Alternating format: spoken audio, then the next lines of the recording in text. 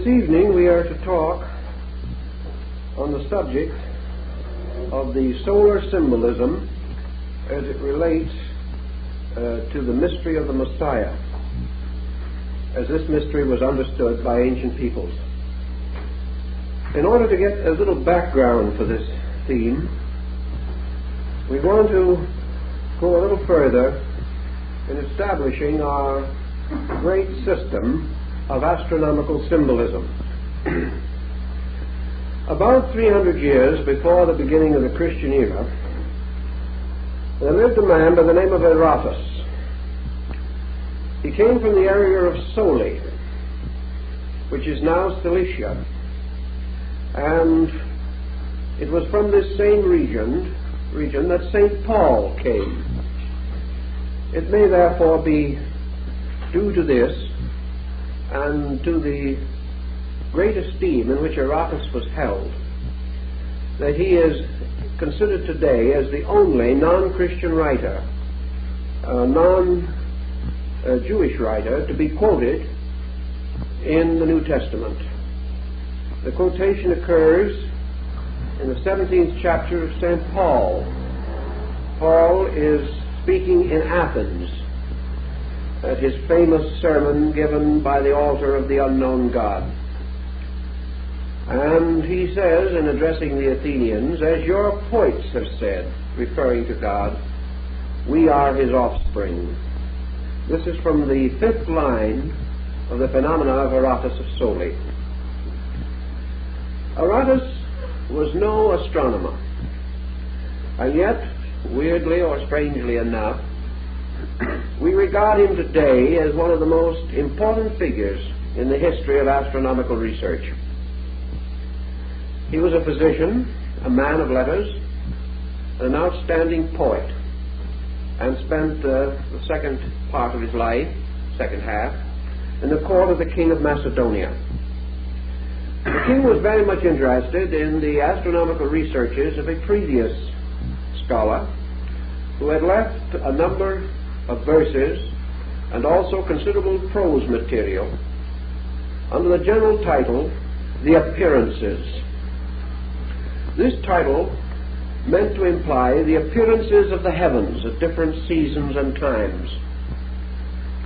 Aratus took the original notes and composed a magnificent poem of about 800 verses. In this poem, he epitomizes for us the astronomical knowledge of his time, a knowledge which was largely observational. But he gives us a number of things to think about, which have endeared him to the memory of the world. First of all, he indicates through his poem very clearly that at this time, his day, the great system of constellational symbols which we know now was already thoroughly established. He also tells us in the poem that these symbols had descended to his day from a remote and unknown antiquity. There is almost always an association between Aratus and the Greek scholar, statesman, and philosopher Thales. Thales went to Egypt about the 6th century BC, and perhaps from the Egyptians learned of the mysteries of the heavens. In any event, he is by legend accredited with the invention of a heavenly sphere, that is, a kind of globe, like our terrestrial globe. The outer surface of this sphere studded with stars and connected together to form the outlines of the constellations. So the ancients by the 6th century BC definitely had a spherical concept of the heavens, and they had made a kind of map or chart of all the constellations and the orbits of the planets and most of the other basic astronomical phenomena. The record left by Aratus of Soli, based upon these earlier writings and traditions, has made possible the uranographic charts and the system which we now use in representing the phenomena of the sky. So he was a very important man. And he gave us in his poem a great number of legends showing the close association in the Greek mind, the Near Eastern mind in general, between these star groupings and the great systems of myths, legends, and fables, which have always formed a part of Greek culture. Aratus points out that in all probability the star groups were named for the exploits and for the various deities and the various symbols with which they were associated. As for example, the wonderful exploit of the Argonautic expedition was preserved in the heavens in the form of the constellation Argo, the ship. Now we also realize that in Greek myths, when a human being achieved a very heroic estate and became more than human, he was in the end frequently picked up and carried into the sky to form a star or a constellation. Several mortals were so honored. This probably merely tells us that the physical or human exploits of the person became part of the astronomical lore of the people. Therefore, when we point out certain parallels in symbolism between astronomy and religion, as has been rather clearly set forth by numbers of writers in their astrotheological dissertations, we do not mean to imply that our religion merely began as star worship. Rather, we mean to convey the idea that by degrees we bestowed upon the heavens certain concepts which arose within the human being himself. The heavens were like a vast mirror, sparkling with lights, and man, looking into this magic mirror of the sky, saw rising before his mental eye strange visions, wonderful symbolic patterns. And the more he meditated upon these, the more he filled them in out of his own understanding, until the strange dark mystery of night became indeed a processional of wonderful figures, symbols, and devices. By degrees, man interpreted the lives of deities and of heroes in terms of the sidereal elements and factors. In his study of the heavens, man was immediately impressed by that powerful star which was for him the giver of life. That star is the sun. Men of old did not worship the sun. They represented it, however, as the most appropriate symbol of the eternal source of life and light, seeking for words which failed, for various devices which were inadequate, any means they could imagine by which they could honor the great giver of life. Ancient man could find no emblem more splendid, no symbol more appropriate, no device more essentially truthful than this blazing orb of day. So throughout the world, at all ages and times, the sun became associated with religion. It was associated because, as the great Pharaoh Amenhotep IV pointed out, that the sun is the nourisher, the life giver. It shines upon both the just and the unjust. It recognizes no difference in creed or color or race. It is not denied to one people and given to another. The grain of the believer and the unbeliever planted in the earth will sprout with the light of the sun. The sun, therefore, is a universal concept. It belongs to no time. It bears upon itself no strange limiting symbols belonging to one group of culture or another. It is the ever splendid orb of day. It is that which lifted man from the terror of night.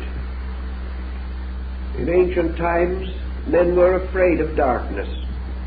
They huddled in their caves and huts through the long, dark hours of night, fearful of strange animals and of disasters which came to those who wandered about in darkness. But with the rising of the sun, the world of realities was once more revealed. The ghosts retired. The demons were no longer powerful. The spirits of the dead returned to their graves. And just as the story of the crowing of the cock heralded the end of the dance macabre, the strange dance of death, so the dawn, heralded by the chanticleer, brought with it ever renewed hope of good times, of happiness, and permitted men to see the faces of each other without doubt or worry. Thus the sun was benevolent. It warmed those that were cold, and while sometimes the tyranny of its rays caused great heat, for the most part in temperate zones where these philosophies were developed, it was a friend, the coming of which promised fertility, the time of planting. It was also the friend that brought the ripening of the harvest. It was also the friend whose departure in winter was a cause of the deepest regret. And the rebirth of this friend at the vernal equinox was the subject of continuous universal rejoicing. So the sun in itself was a wonderful and beautiful emblem to ancient man. Now the Egyptians, looking about them by the side of the Nile, where the sandy bank flowed down to the water, and where there was in good season much mud, which was the life of Egypt, observed a very curious thing. There was a little insect, a beetle, called the Scarabassaka. It was very much like our familiar June bug. But this little beetle was a very industrious little creature. It would lay its eggs in a ball of mud, or perhaps of cattle dung. Then it would push this ball with its hind legs backward, usually up some slight incline. And when it had reached the top of the little incline, the beetle let go of the ball, which rolled to the bottom again. It then went down and rolled the ball up again. Now this might seem to be merely a fragment from Dante's Inferno, but actually this little beetle was gradually rounding the shape of the ball. It was taking this rough earth and gradually producing a pellet as perfect as a child's marble. When all was exactly the way the Scarabaeus wanted the ball, it was then able, by this same strange backward motion, to push it along, rolling it on the ground a considerable distance until it came to the place which the insect had decided was suitable for the incubation of the eggs within the ball. Plutarch says the Egyptians believed that this little beetle actually rolled the ball into the Nile, or, as by symbolism, returned the seeds to the water of life. This beetle, therefore, was a very interesting figure to the Egyptian mind, and they could not divorce the idea that this little ball rolled along the ground was very much like the sun being rolled across the sky, that the sun was a kind of a body which contained the seeds of life, and these seeds were rolled up the hill from dawn till noon and rolled down the hill from noon to night, a great arc of the sky. The Scarabaeus, therefore, became known as Khepra. And Khepra is a very interesting word in Egyptian because it has two distinct meanings. It is one of the titles of the sun god, and figures of the deity Ra as Khepra sometimes are shown with the scarab over the head. Sometimes the human figure has the scarab for a head, but it was definitely a solar symbol. But as a solar symbol, Khepra if you analyze the word as the Egyptian used it, means the becoming, or to be, or that which is all marvelous and wonderful. By extension, transformation. For out of this little ball of mud or dung was born the new living thing. It was the old sun god dying each year and being born again in the mystery of the annual resurrection. In their glyphs, the Egyptians sometimes represented the sun with the beetle in the center. And at some seasons the beetle's wings were spread in beautiful color, and in other seasons the wings were folded under the stony shell. The British Museum has one of the most magnificent scarabs, I suppose, in the world. It is of green basalt, representing the god Khepra. And you all know these little scarabs that we sometimes see in rings and things of that nature. Well, the great one in the British Museum is 5 feet in length, magnificently carved as the symbol of the deity of the sun. In their practical religion, of course, the Egyptians made use of the scarab for a number of devices. One was to replace the heart in the embalming of the mummy. What is called the heart scarab is usually about 3 inches in length and was placed in the cavature in the body left by the removal and separate embalming of the heart. This scarab was inscribed on the reverse with lines from the Book of the Dead. These lines were in the form of a prayer, asking that the great gods of Amentet should hear the prayer of the heart of the deceased and carry him safely through the mystery of death into the beautiful world of everlastingness. The scarabus was therefore the symbol of the resurrection. It was a creature that seemed to belong to the earth, but it could spread its wings and fly off into the sky. It was an ungainly creature, but beautiful in motion, according to the Egyptian concept, forever rolling its little ball back to the sacred Nile. Thus this became a very important solar emblem, and the great ship of the sun is shown supported by the claws of Khepra, the scarab. And the pharaohs wore this device as the symbol of their spiritual and temporal authority. Now we have a sun symbol, the scarab, representing not only the orb in the sky, but everlastingness, the resurrection of the dead, the restoration of the soul, the purification of those who passed into the other life. Therefore, the scarabus was hymned as the symbol of the God who preserves, the God who is ever mindful, the God who lifts all things from darkness into light. By this same type of parallel, the sun itself gradually came to be not only an emblem of life in the sense of the great generic quality of existence, it became the symbol of the restoration of life. It became the symbol of hope, of the restoration of all things that were dark and mysterious. As it rose in all its glory, it was the victory of wisdom over ignorance, of soul over body, of good over evil, of truth over error. In fact, it was the symbol of the total resurrection of the perfect world, represented by and personified by the great God of the sun himself.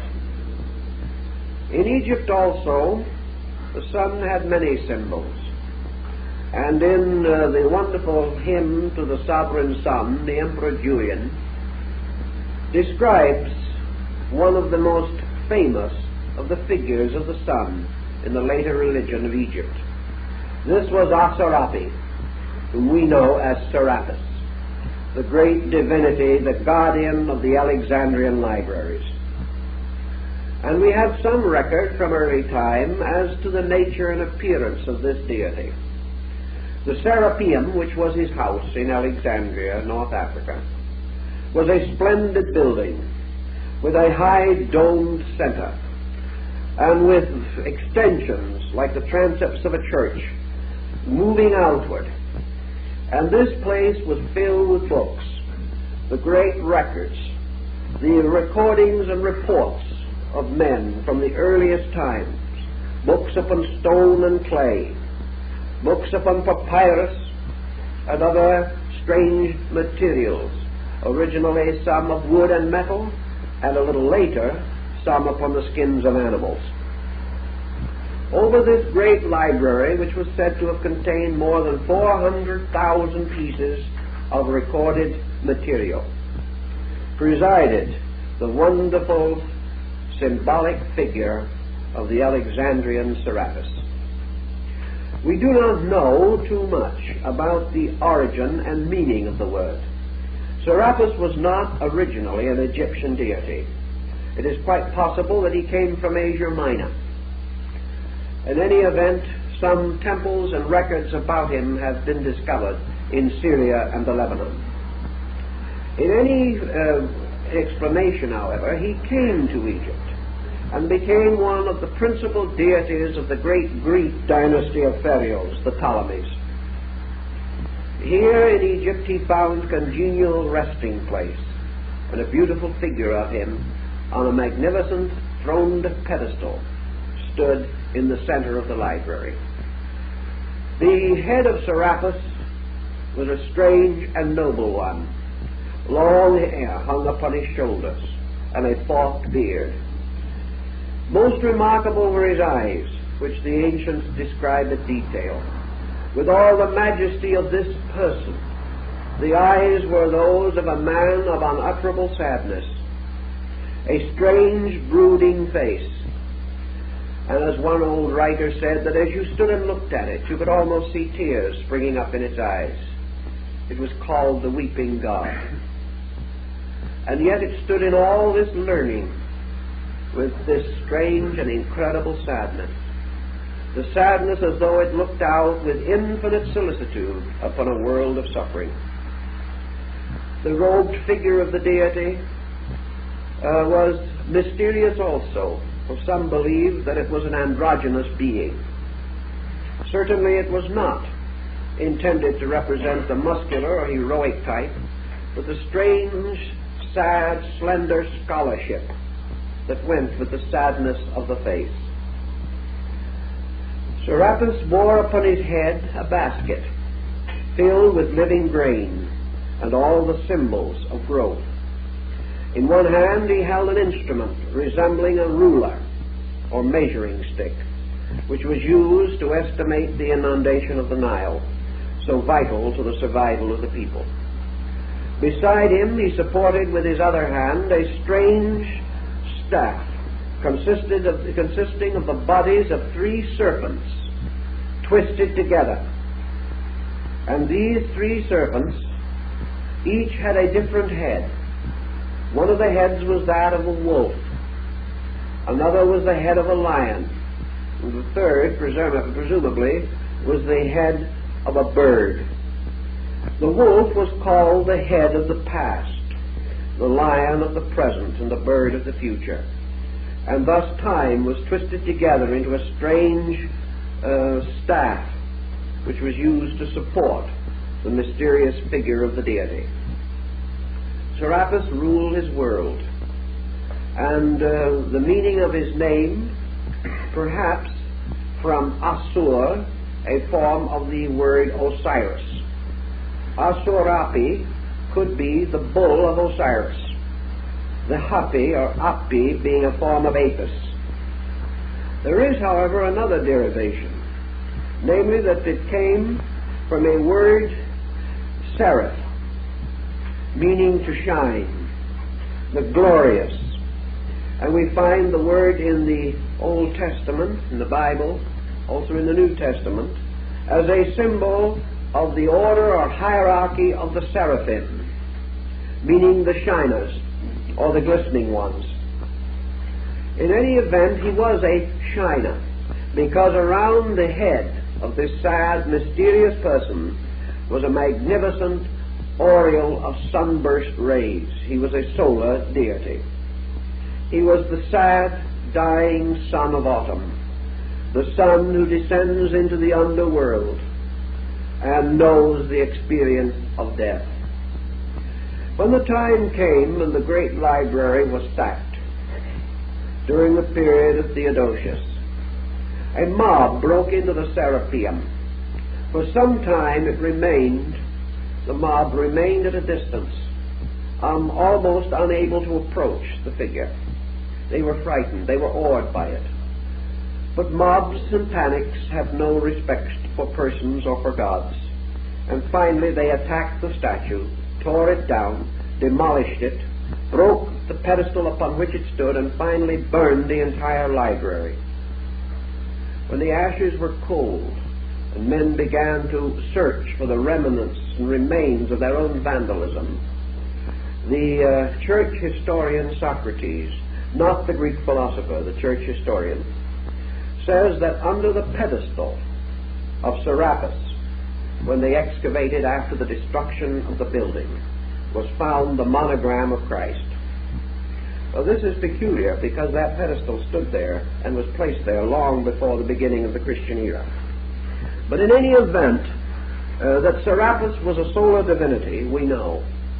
That this divinity was also regarded with some favor by the early Christians, we also know. For we are told by Clement of Alexandria, the ante-Nicene father, that when the bishops of the church went to Alexandria, they held their services first in the temple of Serapis and afterwards in the church of the Christian sect. This deity, therefore, is another strange and wonderful link with the great mystery of the solar God. We cannot attempt a long and detailed study of all the solar divinities, but in every instance we find in the faiths of men the emergence of what Carlyle calls the hero myth. Now, the hero myth comes in so many forms, from the most classical and abstract to the most common. Under the veiling of a story like Little Red Riding Hood is the old hero myth. For the wolf in Red Riding Hood is also the same wolf that was on the serpent staff of Serapis, an ancient symbol, a symbol of the devouring by darkness. For the wolf lurked in the night. It lurks in the night of the past, and many a man has been devoured by his own past. It is a ravishing wolf in the conscience and in the souls of men, just as we are also destroyed and broken by our history in many instances, for we can never escape the limitations imposed by authority and tradition, which are also powers of the wolf. In the same classical grouping, however, we go through Grimm's fairy tales, we go through the legends and stories collected and preserved by Hans Christian Andersen, and we go back to the great classic myths. Here we find the story of St. George of Cappadocia fighting the dragon. This is Apollo slaying Python, another form of the solar myth, where it is always the solar hero who must destroy the dragon of darkness, must save man from the sins and evils of existence.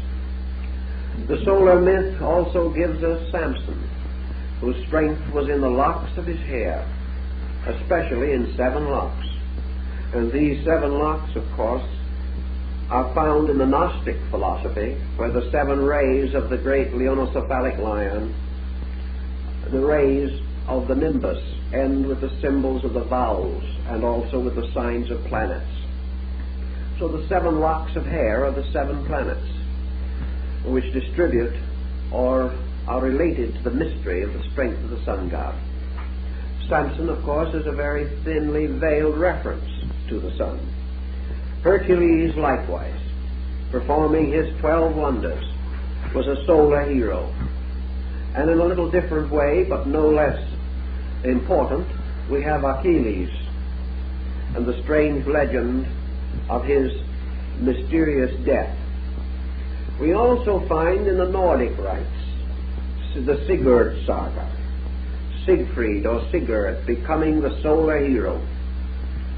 For the sun is always the hero of the world, and it is nearly always represented as a radiant, heroic being with long, wavy hair symbolizing its rays, usually blonde or red-headed. Moses is said to have had red hair. This strange, reddish, golden light, the symbol of the mane of the royal lion of the sun, the lions that decorated the throne of Solomon, the lion of the tribe of Judah, the mysterious royal family of the lion of the Shakai family in India, which gave rise in due course to the birth of Buddha. The lion is another great sun symbol. The exaltation of the lion represents the sun entering the sign of Leo, at which time it tames, captures, or slays the celestial lion, dressing itself in the skin of the lion, and then presents itself as the hero to mankind. The skin of the lion being, of course, the 30 degrees of the constellation of Leo, where the sun is enthroned. Thus these symbols go on and on. But during the course of time, the symbolism changed to a measure because of the shifting pattern of human belief. In China, the Yellow Emperor walks the golden road of the zodiacal band. He is the same hero, and practically every dynasty of the world traces itself back to a sun god, like the Rajputs of India, who regard themselves as descendants of Surya, the god of the sun, in his wonderful chariot drawn by the four-headed horse. These four heads, again, of the horse are interesting because they represent the four yugas, or divisions of time, which are measured by the march of the sun. Chrysostom, the great saint of the Eastern Church, declares that the motions of time are represented by the horses drawing the chariot of the sun god. Always these emblems return, but you have to realize that in ancient times, man did not know of sin as we think of it today. Man did not live in a world in which there was the concept of personal responsibility for evil. In the first place, man knew very little about good and evil. He found only comfort and discomfort, life and death. Gradually he evolved to a point in which he began to worship gods and godlings and to populate the firmament with mysterious spiritual beings. When he did this, he still did not have any concept of personal evil. He did not believe that the gods were punishing him directly for the things that he did, not in the early time. He believed that the gods ruled their world in their own way. Men were not too important in the life of gods. The gods created a beautiful world. Man could do with it as he willed. And if he willed to do badly, that was his own fault. The gods upon their Olympian heights gazed down untouched and unmoved by the acts of men. Then one of the earliest of the solar heroes, Prometheus, was introduced. And Prometheus stole a spark of the celestial light of the sun, and hiding it in a hollowed reed, brought it down to mankind. And the gods, because he had broken their covenant and their will, punished Prometheus, and bound him and chained him to a rocky crag of Mount Caucasus, and placed a vulture to gnaw upon his liver. And Prometheus, the friend of man who brought the sun into the life of man, was one of the earliest of the sun's soul figures.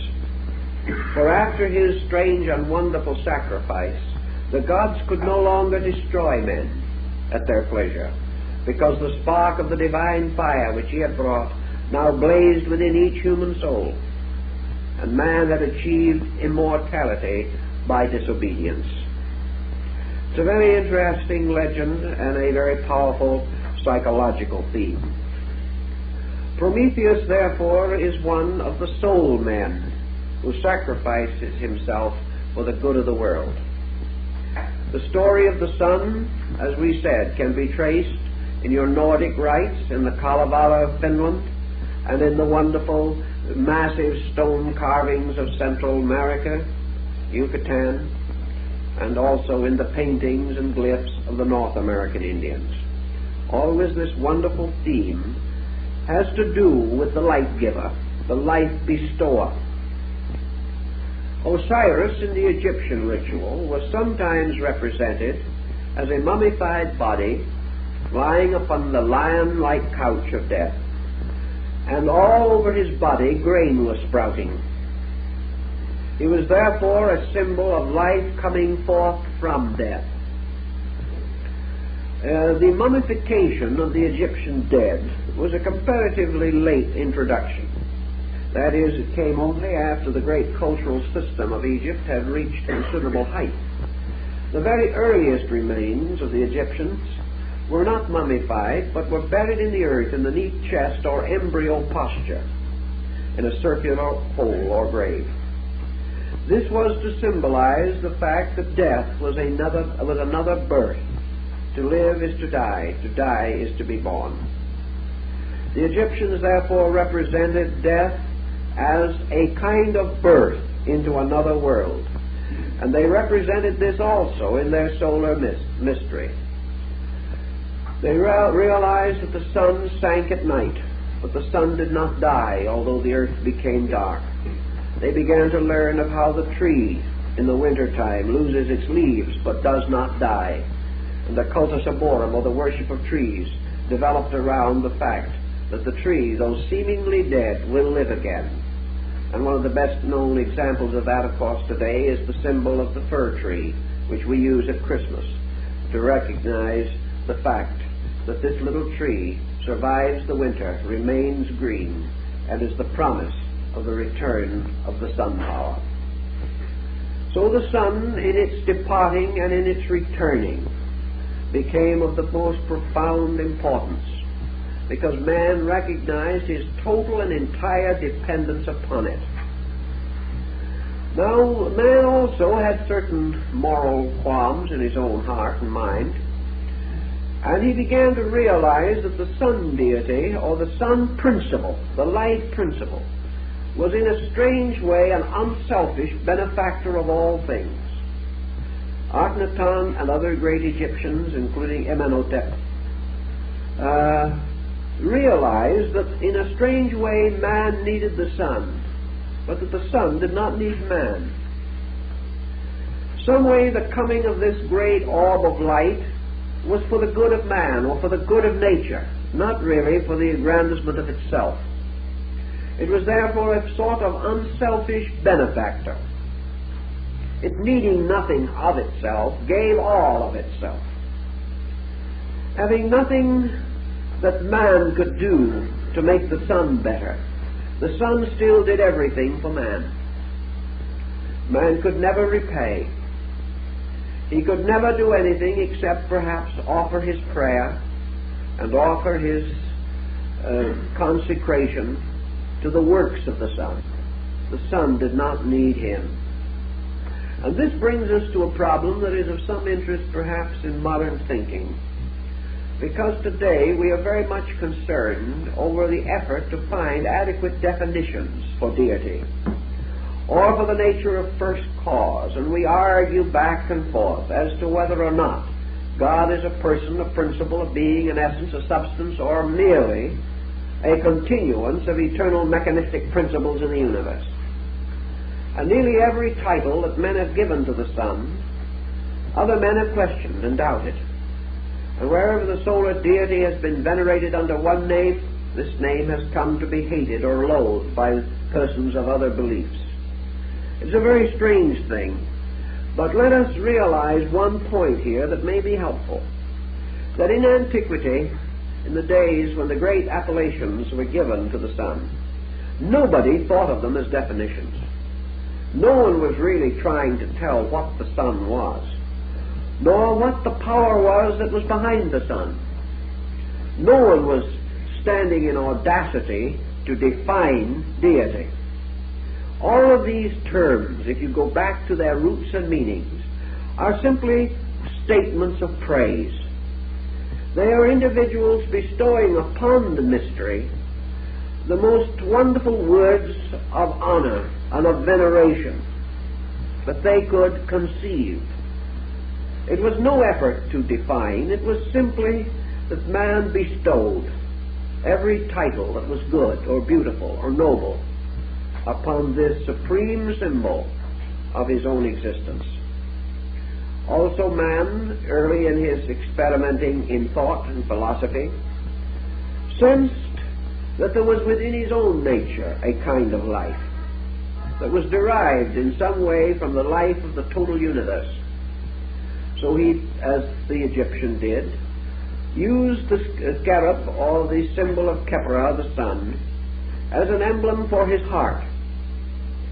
If the sun had a place in the life of man, that place was in the heart, which was the source of man's life, and strangely more than his mind, the source of his light.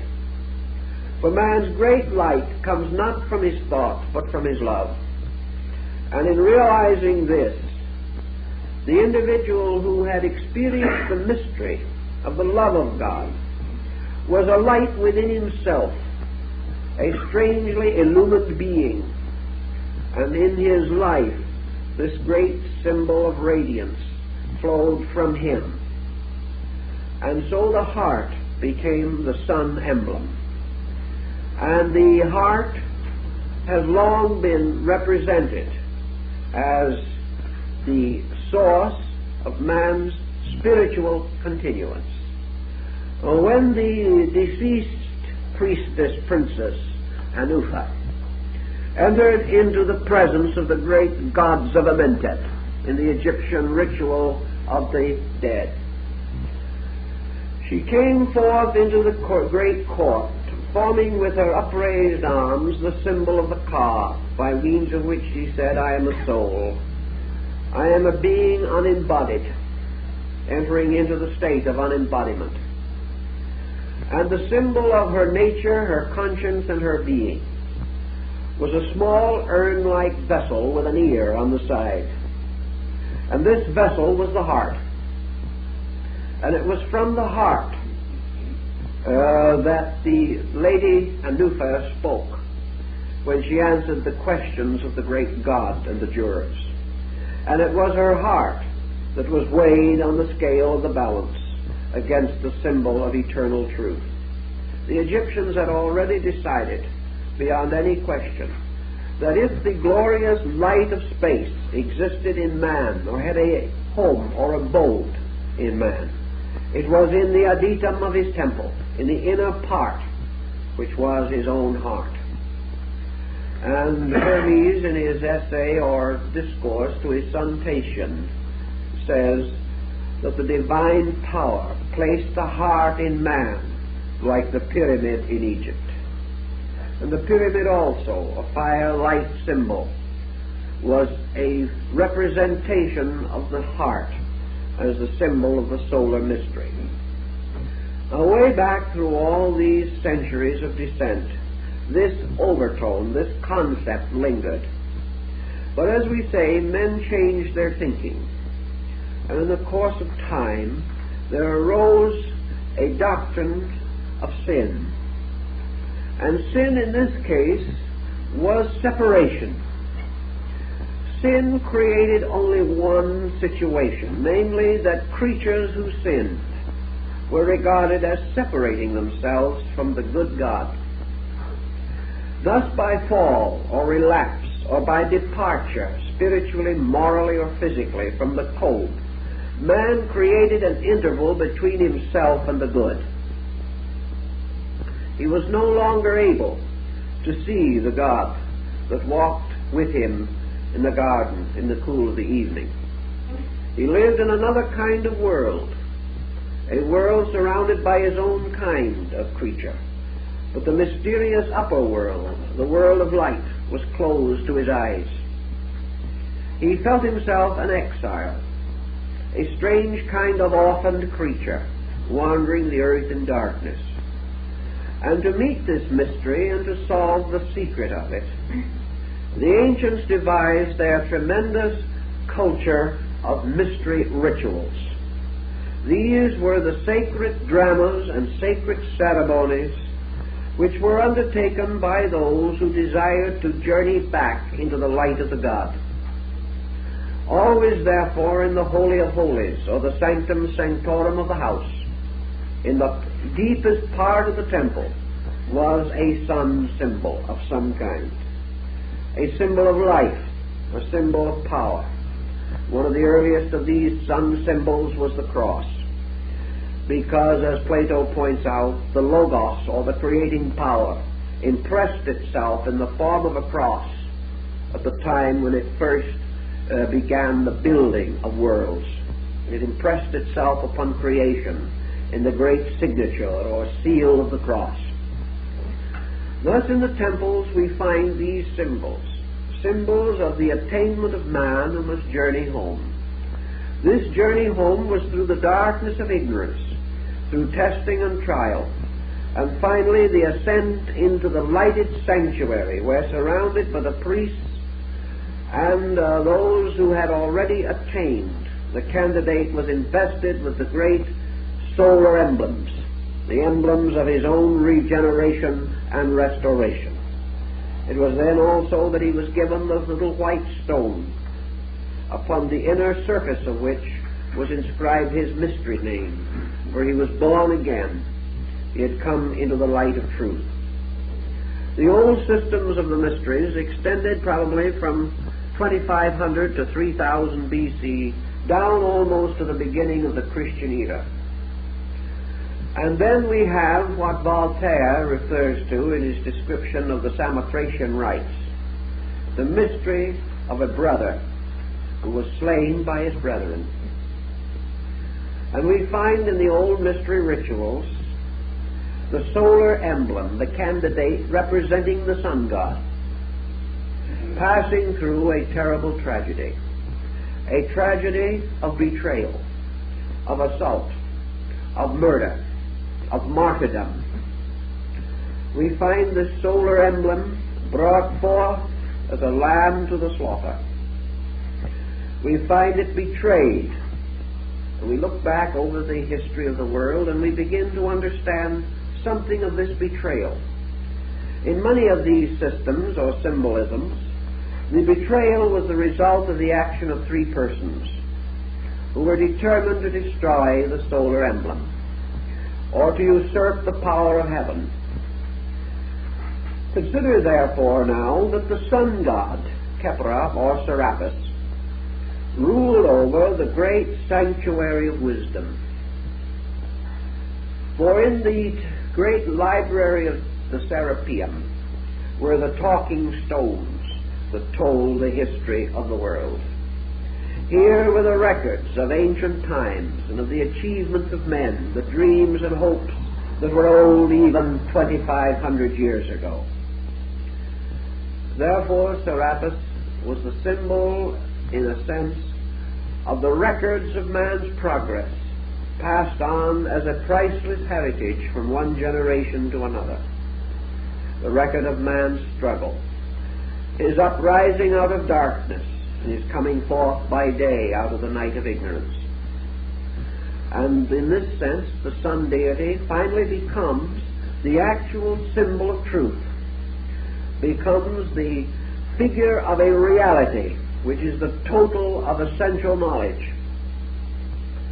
It is therefore quite understandable how the decline and corruption of the mysteries could be considered as an assault upon the body of a god. Just as Serapis was broken from his wonderful pedestal and smashed to 1,000 bits, so the ancient system of learning, which was the essential principle of united knowledge, was torn from its ancient sacred footing, cast down, destroyed, broken, scattered, by the embodiment of three powers of darkness, powers that we call ignorance, superstition, and fear. It is the ignorance of the mass, the superstitions of false faith, and the fear of temporal power. These are the things that gradually corrupted and destroyed the great institutions of learning, martyred the teachers, crucified, poisoned, murdered, until the wonderful system of mystery initiation was no more, destroyed and corrupted, so that the temple was brought down like the house of the Philistines, and Samson, the sun god, died in the destruction of the house which he pulled down with his own hands. So the house of wisdom, when it fell, carried the symbol to darkness with it, but also resulted in the fall of the house of the Philistines. And the world that has mutilated and defamed the mysteries is now itself weakened, darkened, living in fear and doubt, living in moral and ethical uncertainty, wandering in a darkness, knowing not what direction to turn, still proud of its worldly wisdom, but afraid of darkness and afraid of its own sleep. These things then can have and do have a variety of interpretations. And in these interpretations we discover many of the ancient beliefs and doctrines. Now, if you will study, as we attempted to show you in the first lecture of this series, the ancient relation of the zodiac, the solar system, and the sublunary elemental spheres of the earth, you will see that in the ancient concept of things, the sun occupies the middle distance between heaven and earth. Robert Flood, the great Rosicrucian mystic, whose designs and figures so influenced Kepler, was of the opinion, therefore, that in the great monochord of the world, the single-stringed musical instrument binding heaven to earth, the sun was the central fret, or divided the string into two equal halves. This also was found in the Gnostic and Greek mysteries, and in the mysterious lute of Orpheus.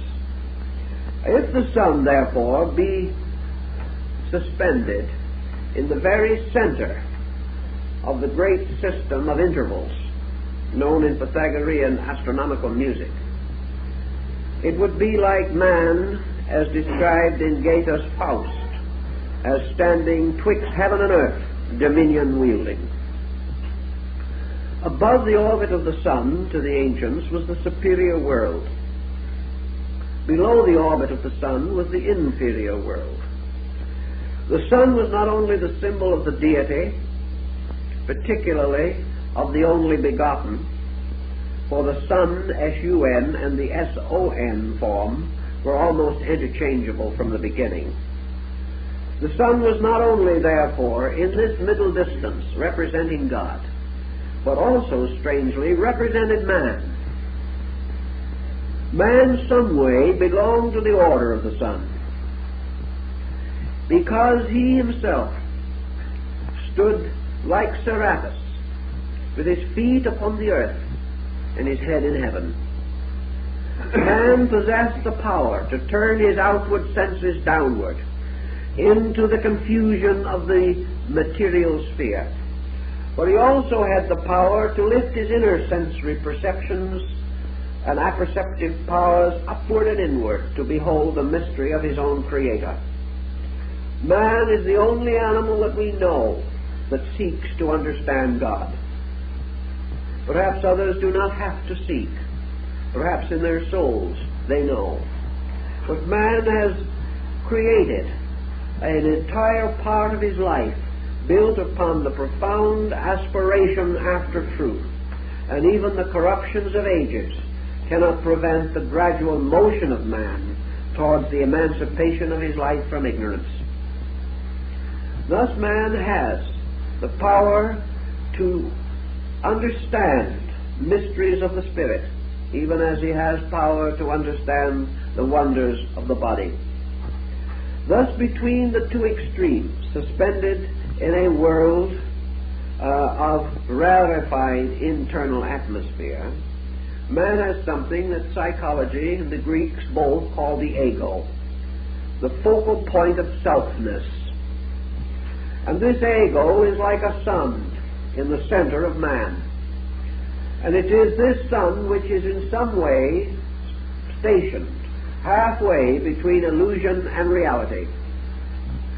This symbolism should be of considerable interest to psychologists, because they have taken in many instances the attitude that the ego, or the center of self-awareness, is the ultimate, that it is the highest part of man. The ancients said no. It is one bearing witness.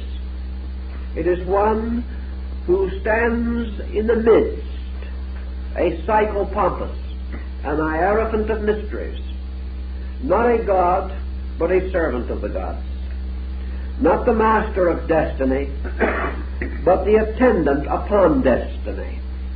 For above and beyond the ego, as Plato tells us, the world turns upon the great spindle of the law.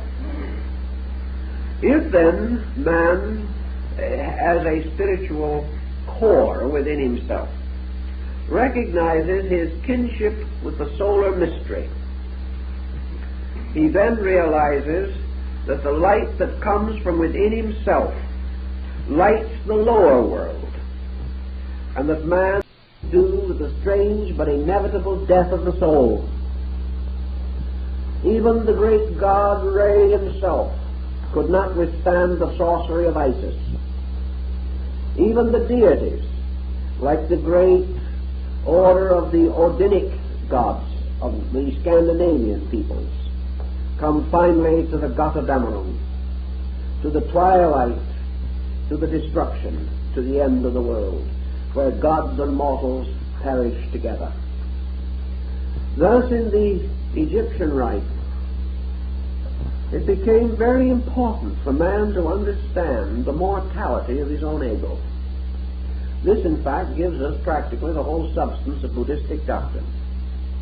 The Egyptian believed that immortality of the soul had to be earned, that this solar symbol carried not only the promise but the duty, the burden.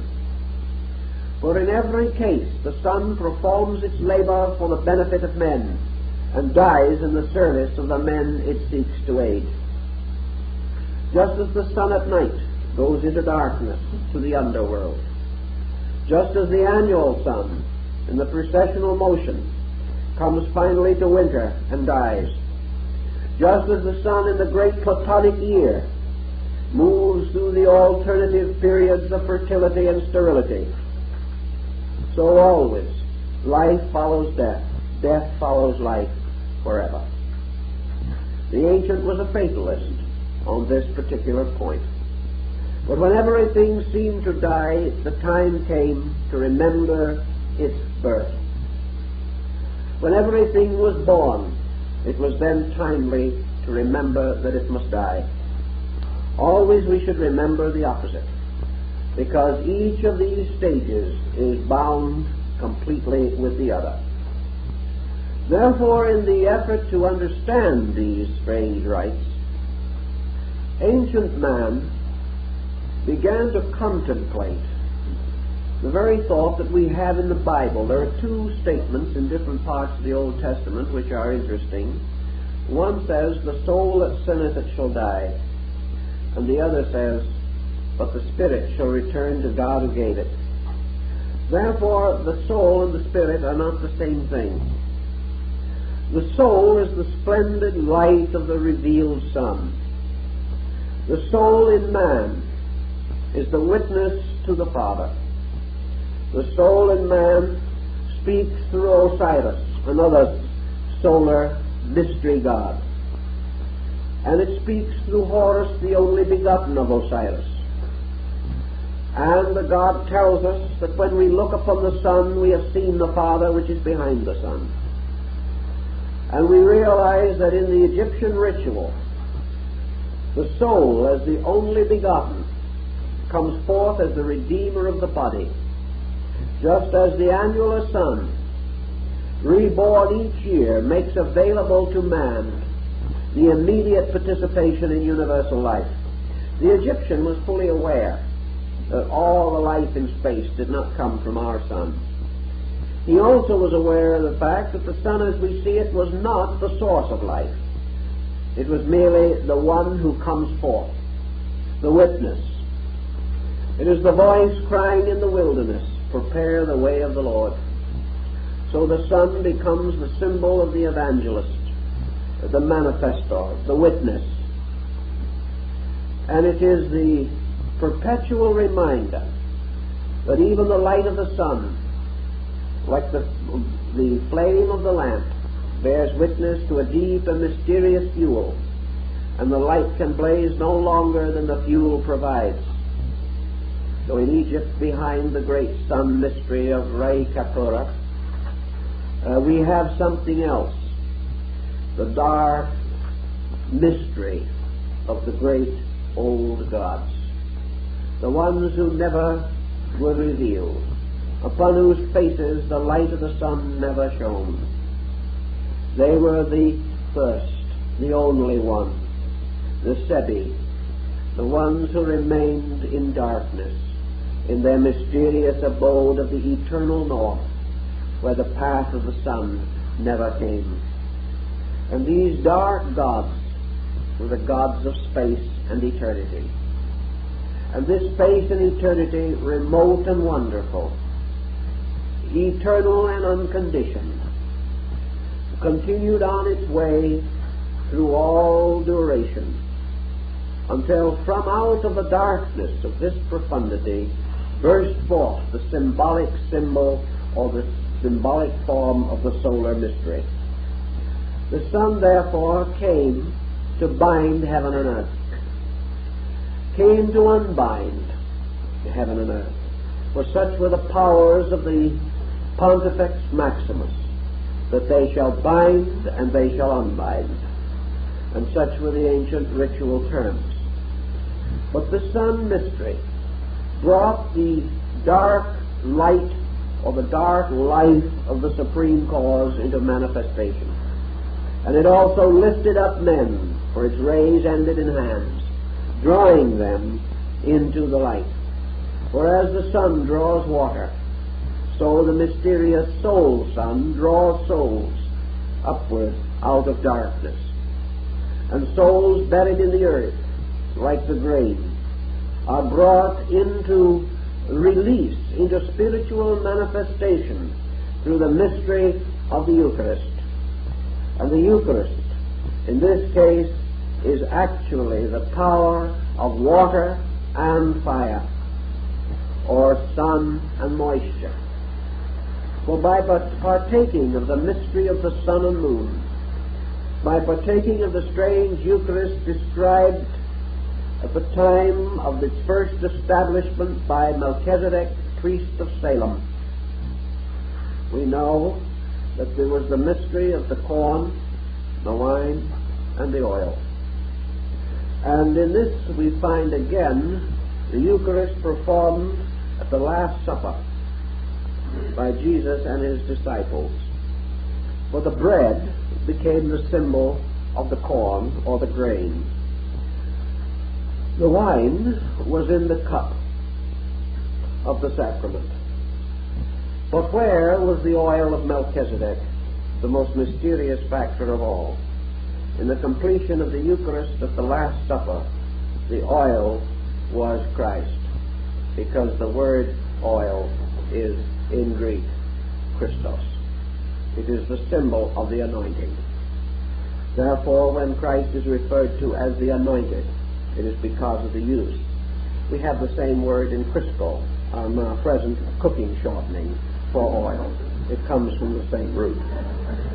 So Christ is the oil.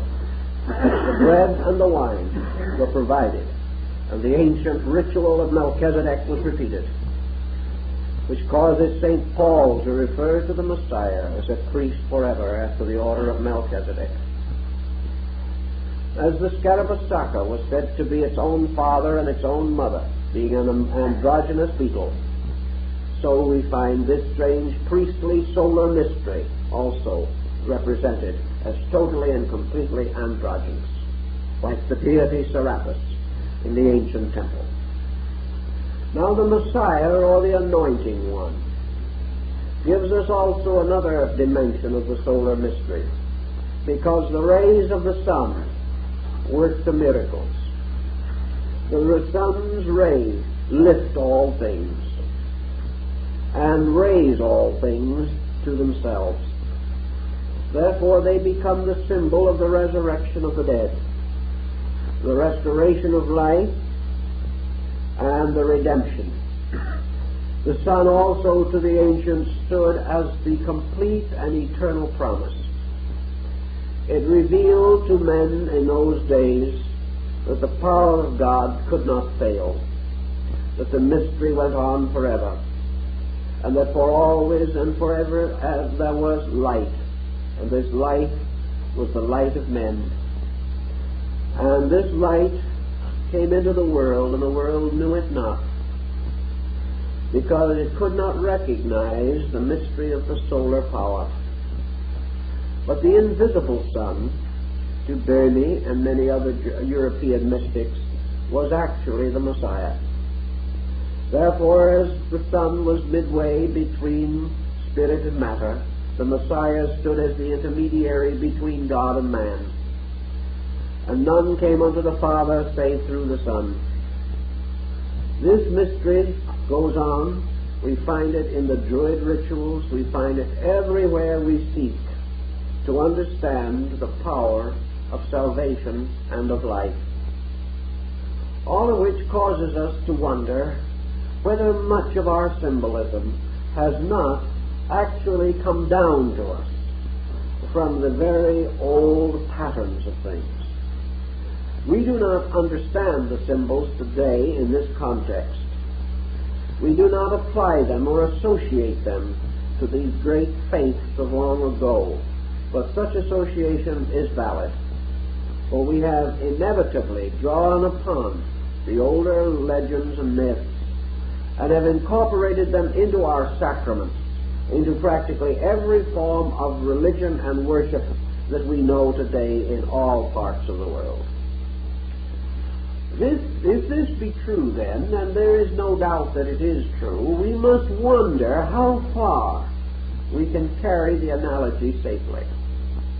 Because we know that all symbols fall short of the principles for which they stand. No symbol can be in every way accurate or in every way complete. Therefore, we can press interpretation beyond the legitimate point and thus fall into error.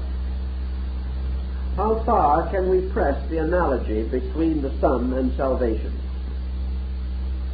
How far can we legitimately assume that the ancient himself, searching into the inner life of things with his own strangely intuitive faculties, was able to integrate a really useful and practical concept? I think we must be careful. We can't go all the way with the old symbolism, but we can go further with it than we generally have. And in one case particularly, I think it is valid for us to consider, and that is the part of the old ritual which dealt with the raising up of the human soul into union with the sun. Now, in the Egyptian ritual, when Ani, priest of Pharaoh, entered into the underworld, he ceased to be Ani. He ceased to be himself. And from that time on, he is referred to in the ritual only by the name of the god. In other words, he becomes Osiris. To help the early reader in the dynastic days who might have trouble with this concept, the scribe enters in here and there into the text words or something in this arrangement. He said, and now the Osiris which had been Ani, scribe of Pharaoh, does certain things. The Osiris that had been Ani, the soul that had been Ani. Now this Osiris is again our Asarathi or Serapis, and therefore the deceased becomes a kind of godling, and as such he enters into the presence of the great deity. He comes in the likeness of the God himself. He comes beseeching and asking in the name of that which he is like. Now this is very important in religious thinking, because it brings out a point that perhaps we have totally neglected in our modern way of life, namely the problem of the individual creating the necessary attributes of his own soul, so that this soul can bear witness for him in the afterlife. We assume today, rather smugly perhaps, if we have beliefs at all, that the soul is one of these things that takes care of itself. If it has been good enough, it will have a fortunate hereafter. If it hasn't been good enough, there's nothing much we can do about it except hope for the best. Now, such an attitude toward the soul would not have been any part of ancient man's concept. He would have assumed a very simple point, namely that man, moving inevitably out of this life, goes into the sphere of Amentet, goes into the underworld of the night sun, goes into the abode of the winter sun, goes down into the earth, beneath which the sun disappears at sunset. Therefore it enters into a strange darkness, a strange internal or invisible sphere. Now you have probably remembered, for some reason or other, that nearly always the ancients placed their after-death abode under the earth. Now we have no reason to believe, for example, that hellfire and damnation is just below some of the deeper shafts of Standard Oil Company's oil wells. And we have no reason to believe that if we dug down to the other side, we would find perdition in the core of things. This is not a particularly reasonable concept. Yet ancient man always considered that at death the individual went down, that he left surface and went toward center, in this case of the earth. That in his conscious periods he lived in the light of the earth's surface. When he died, he was buried in a mound or grave beneath the surface of the earth. Therefore, the underworld was down there. The Chinese believed it. The Egyptians believed it. The Greeks believed it. Always this world was beneath the grave, or perhaps actually was in the grave mounds themselves. Man went down into the world of the dust beneath his feet. The Egyptians believed, therefore, that in some mysterious way man went down into the place of judgment. But the Egyptian did not have any of our theological concepts. There was no place of punishment in the Egyptian philosophy. The soul either attained, or else it was devoured again by matter and returned to rebirth. There was no hellfire and damnation that controlled or ended the career of souls. Nor was there in the Greek. The worst that they threatened was a shadowland of ghostly continuance. But actually the Egyptian was a psychologist in his own right, and his underworld, lighted by the sacred sun of the mysteries, was something inside. And the apparent symbolism is that in death the soul returns into the core of itself. It goes back into its own dark nature, which for all intent and purposes could mean that the soul returns to the great hall of the twin truths, which is its own heart. The journey was inward, from the surfaces to the center of things. And in the Egyptian ritual, the dark world of the soul was the inner life of the individual. When the body was gone, when the senses were gone, when the manifesting links and bridges between consciousness and objective physical existence, when these bridges were broken, the soul did not cease. It simply remained in what was left. And when the eyes were closed, there was only darkness for the sight. And when man lost his sensory perceptions and lost his bodily attributes, he was in darkness. He was in the darkness of his own inner life.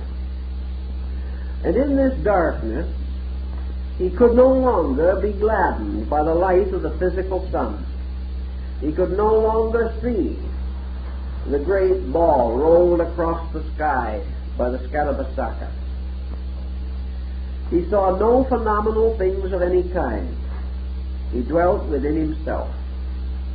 And he turned, as the Egyptian tells us, and prayed in a strange aloneness, prayed for the rise of the sun, of the dawn, inside of his own nature. He must therefore depend for light upon the light of the soul, upon the light of the subterranean sun. And this subterranean sun was quite an interesting thing. It had two lives because it represented man's objective psychic center of egoism.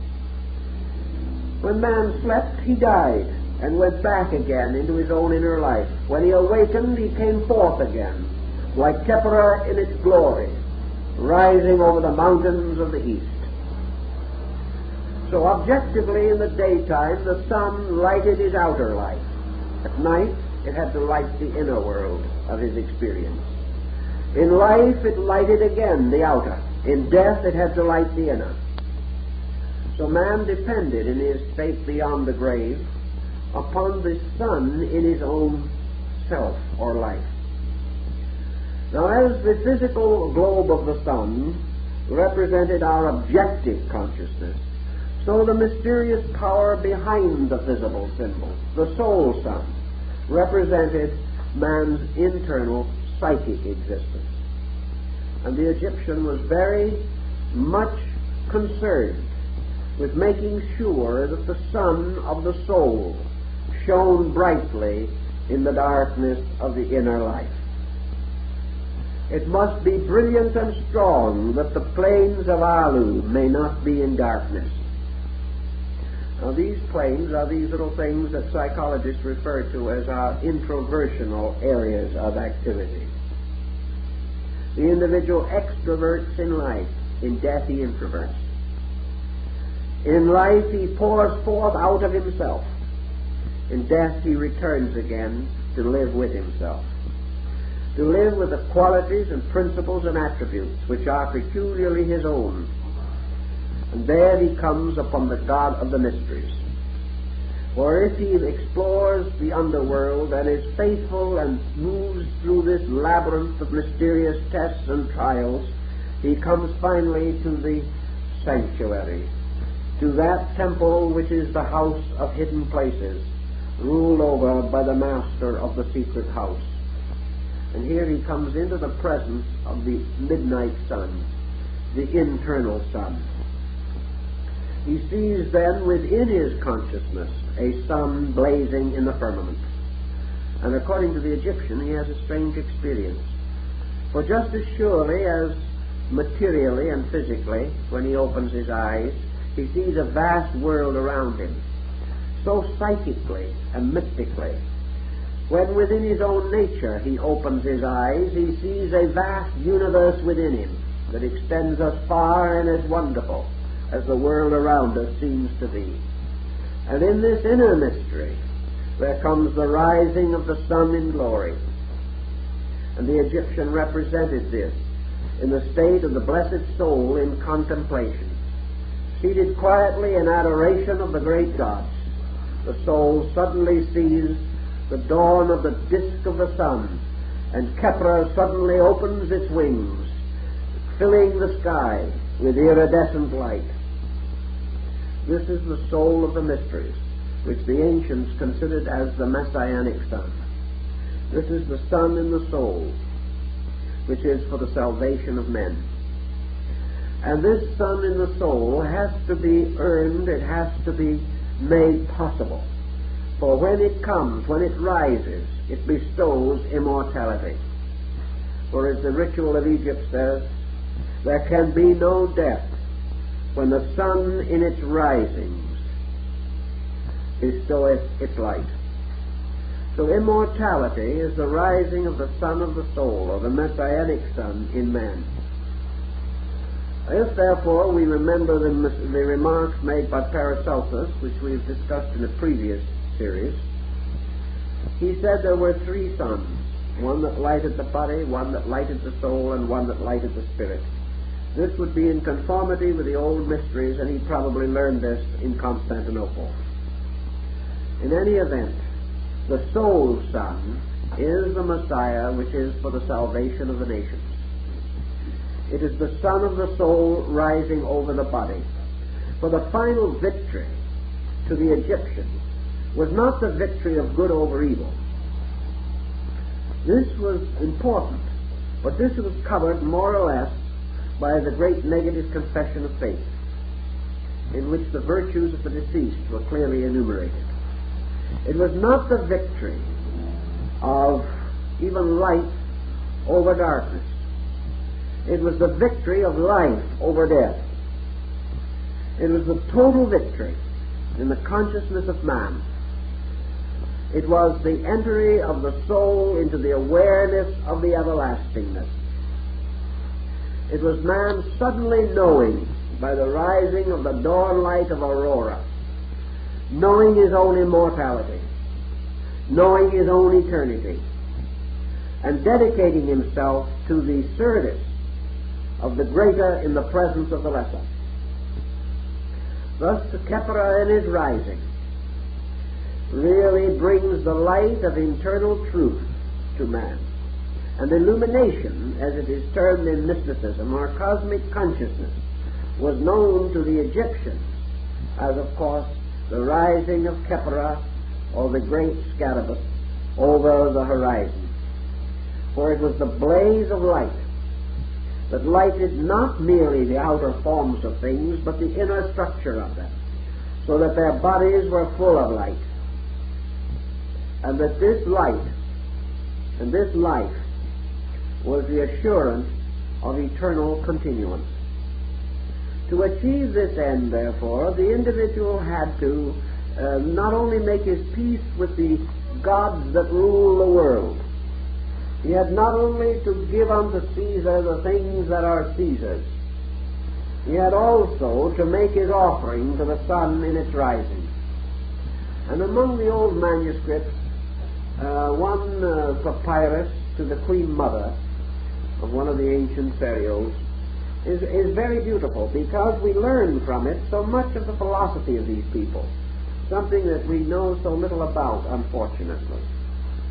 And we learn from these fragments the tremendous challenge of man seeking the path of light in his own soul.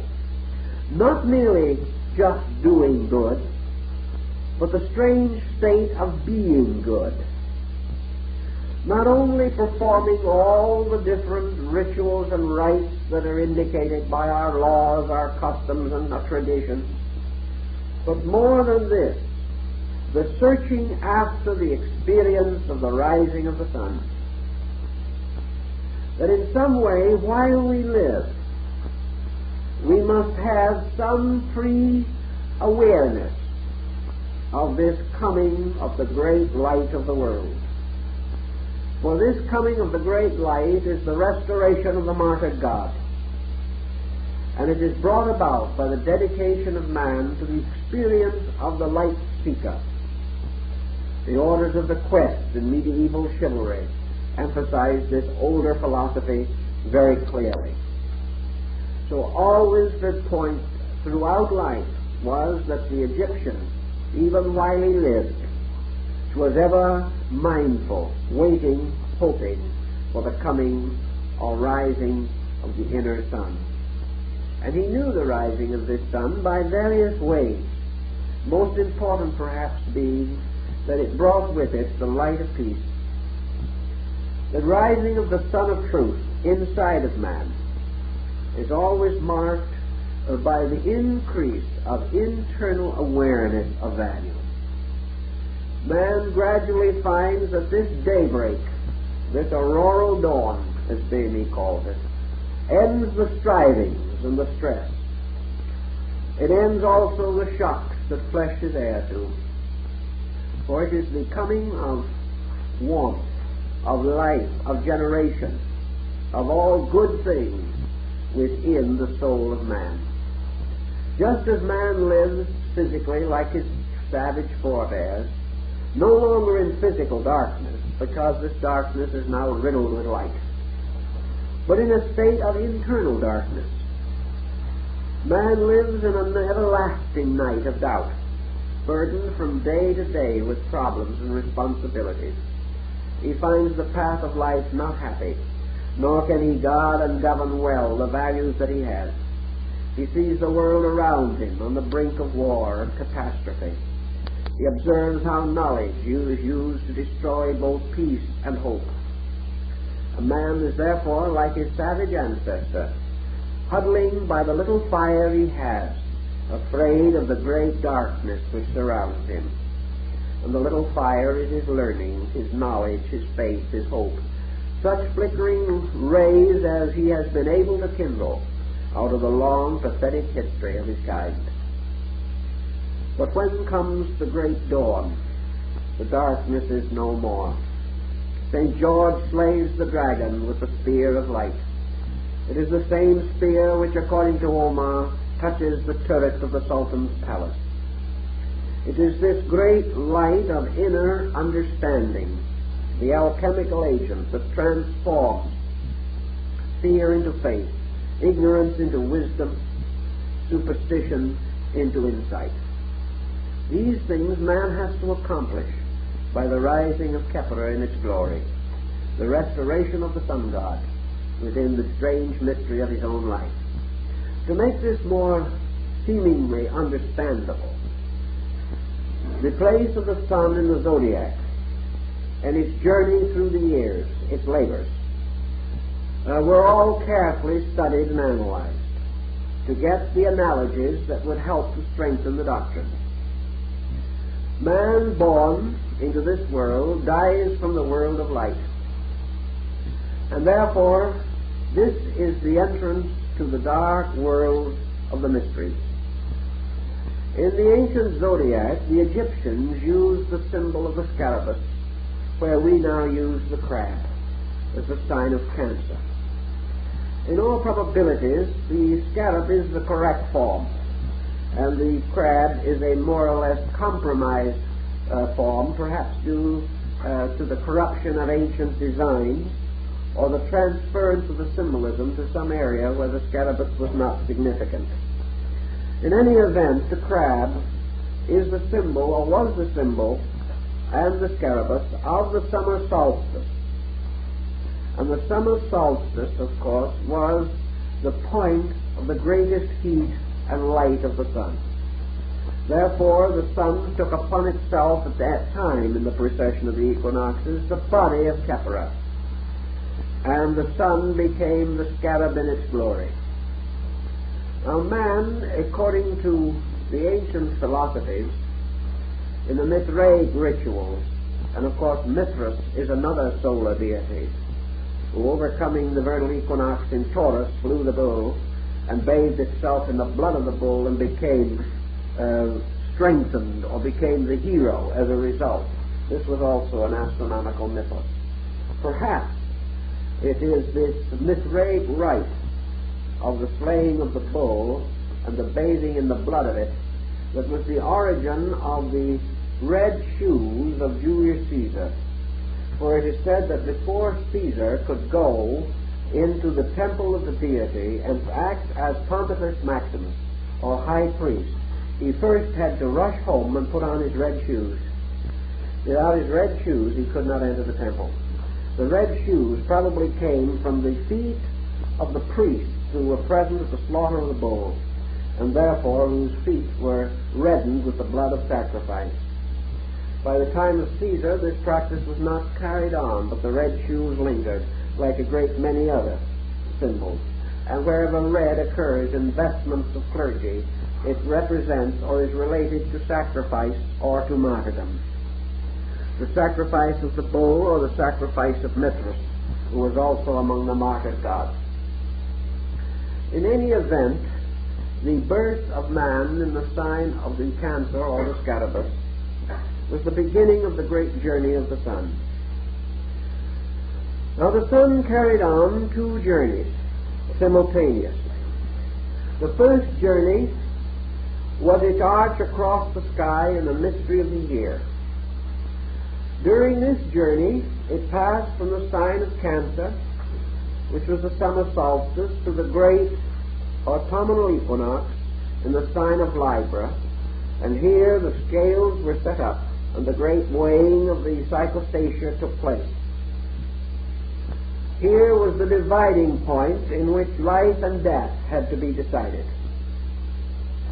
And the solar being going on courageously beyond the point of the autumnal equinox was set upon by the 3 fall months, representing in some instances the murderers or destroyers of the hero, or the circumstances of this destruction. And of course Scorpio, which was the first of these months, betrays the master with the kiss in the Garden of Gethsemane. The continual ritual finally goes on till the winter solstice, which is ruled over by the symbol of death. And death, here standing with its scythe and hourglass, is the reaper of all things. And here at the winter solstice, the great sun god dies. He is betrayed. He is carried to the great place of the skull, which is called Golgotha. And here upon Calvarius, which is a naked skull, the cross presumably was erected. And here the sun god is crucified over the body and remains of Adam, the primordial being. Now at the winter solstice, the sun seems to stand still for 3 days. The old astronomers were unable to estimate any motion of the solar body for 3 days. Thus at the winter solstice it is said that the sun goes in or descends into the underworld and remains dead for 3 days. It therefore passes, in the terms of its energy, into the abode of the dead, or into the abode of souls, and there it remains for a certain period. It also remains in a strange processional, for in the sacred rite, the body of the dead sun god was carried in a procession which bore it from the winter solstice to the vernal equinox.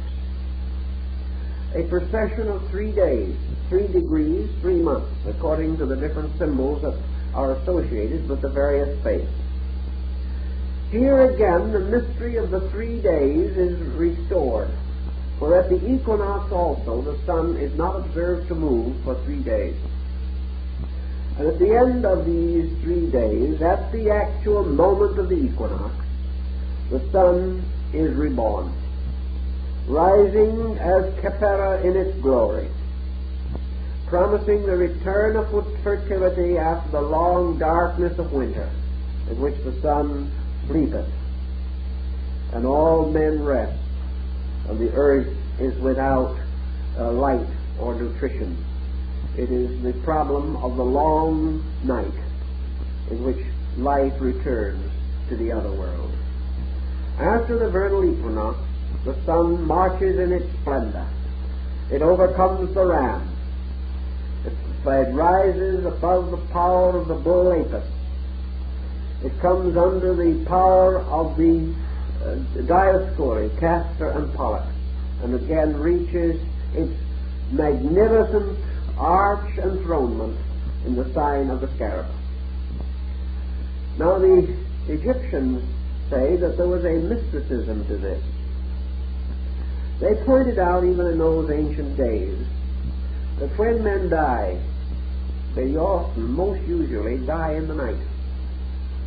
And that when they die in the night, they most often die in that part of the night which just precedes the dawn.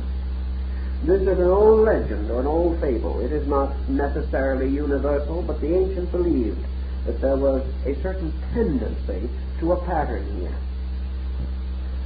They therefore further believed that in the so-called night part of the 24 hours of the day, or the night half of the 12 months of the year, the sun, by its mysteries, changed its vibratory pole.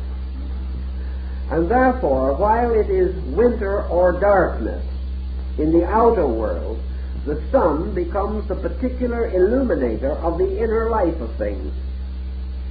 Therefore, as man's objective concerns are advanced most rapidly in the period from the vernal equinox to the autumnal equinox, the diminishing of the physical sun is attended by the increase of the sun of the mystery, and therefore that man's internal life is strengthened most during the period when his material energies are least exalted. So the Egyptians considered the period from the autumnal equinox to the vernal equinox, through the winter solstice, to be the period of great soul building. It was here that man's inner strength became greater than his outer strength. It was here also that because of the darkness or winter that had fallen upon his world, his ordinary and common labors were not fruitful. He could not go out in the snow and do the tasks of planting and reaping. And remember, all these things began in the agrarian period of our culture. Therefore, in the wintertime, man had to remain under the shelter of whatever protection he had. He had to search for civilization in communion with those near to him. He had to invent and devise activities which were not similar to those of the summer. He could not hibernate like some animals.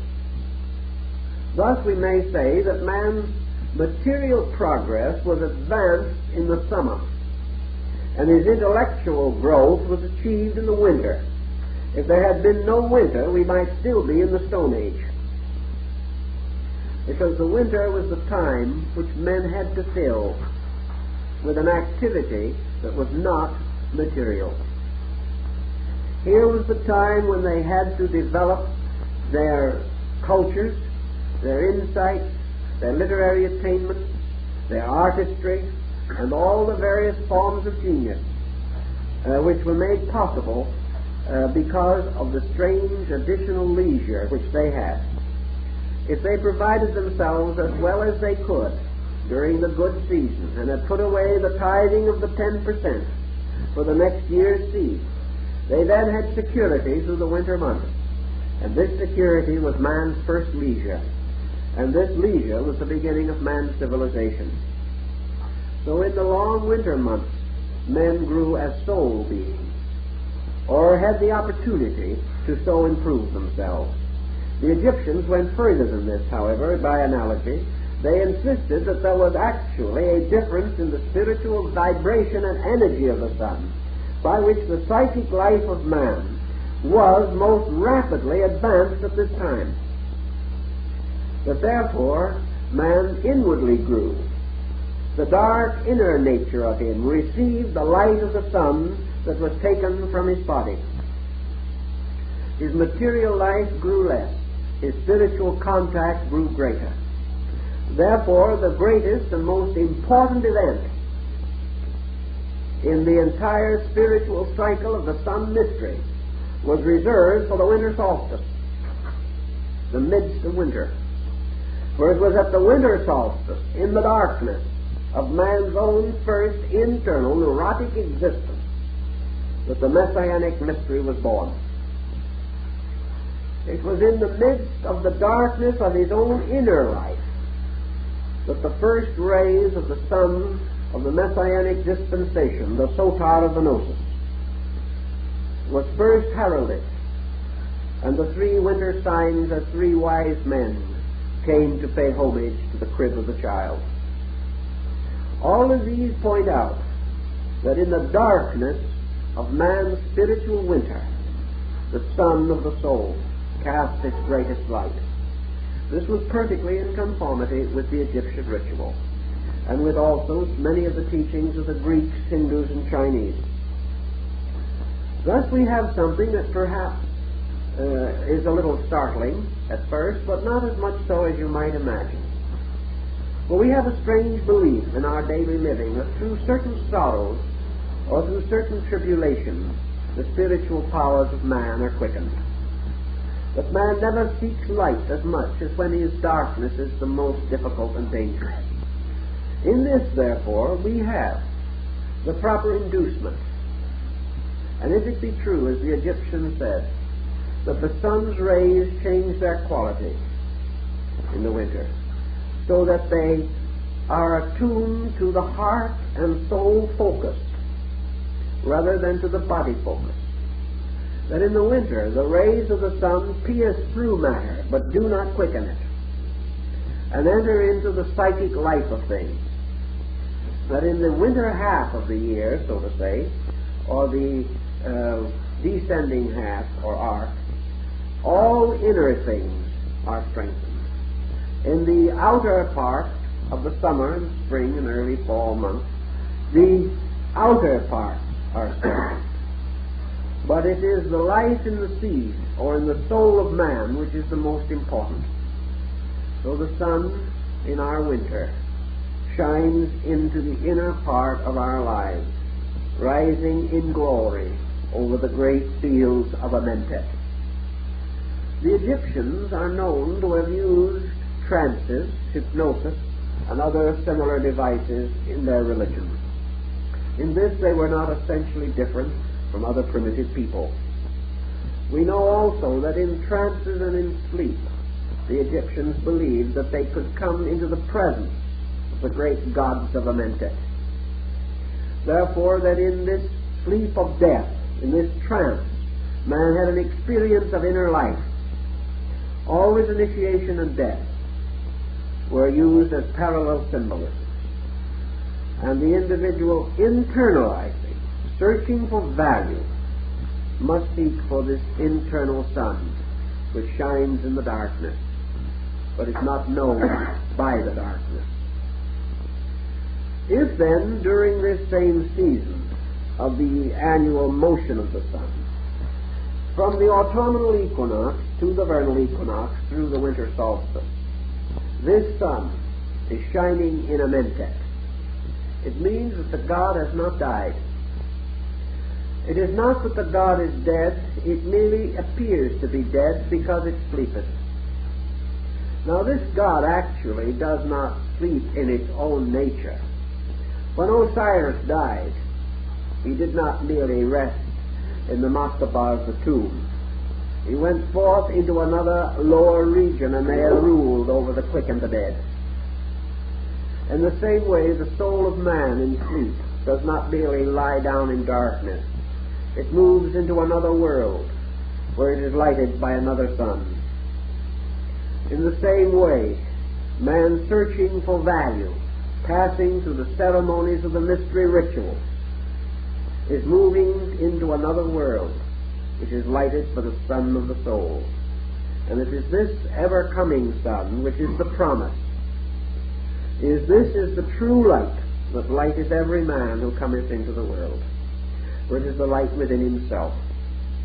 And this light is strengthened more in that time when material things are less favored.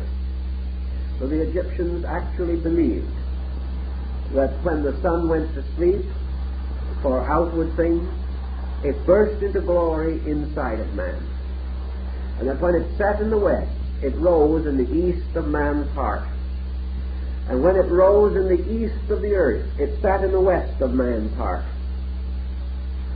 For man's outer works were works of the light of day, but the inner mystery of his soul were works of the light of night, not the darkness of night. For there was no darkness, except man's own ignorance of light. And each day, the sun rising was like his own consciousness. For when he woke in the morning, the sun rose through his eyes and through his sensory perception, and he saw the day. But when he went to sleep at night, the sun seemed to set, and he saw no more of the day. But the moment he was asleep, the Egyptians believed that he went into the world of another dawn. And here, within himself, the light continued to shine. I think Buddhism has much the same concept, but it points out the mysterious curtain which conceals the ship of the sun, that when it goes down over the mountains of the west, man no longer sees light.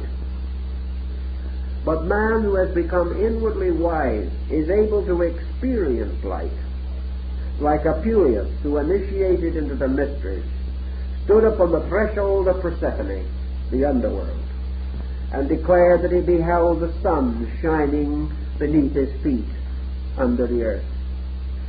And so the sun of the inner world shines in the night. And this sun is our own psychic entity, our own psychic life. And it gains its strength from the sun. And just as the seed in the ground is quickened by the water and by the ray of the sun, so the seed in the soul, the seed of the tree of life and of the tree of the knowledge of good and evil, these seeds are quickened by the Eucharist of the fire and water of the sun. The Egyptian made much of this theology, and he declared that it could be set upon the great astronomical form and would reveal to us the deeper meaning of many of the common and familiar symbols, devices, and ideas with which we are concerned today. Now our time is up, and I think it's time for you to all commune with the sun in your own soul in the quietude of rest.